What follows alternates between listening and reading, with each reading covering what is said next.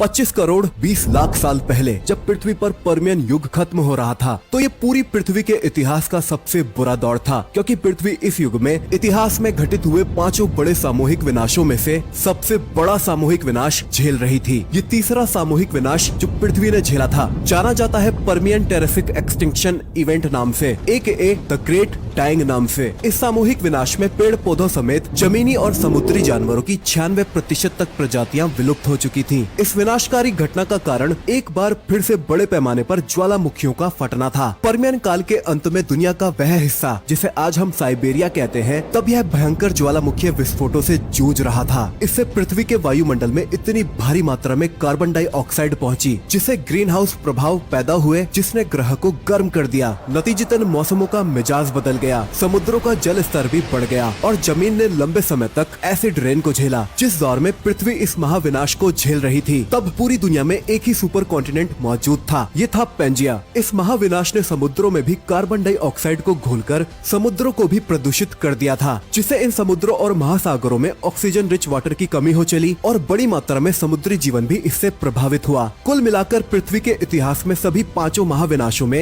ये सबसे भयानक महाविनाश रहा था, जिसने पूरी पृथ्वी पर से जीवन लगभग साफ कर दिया था।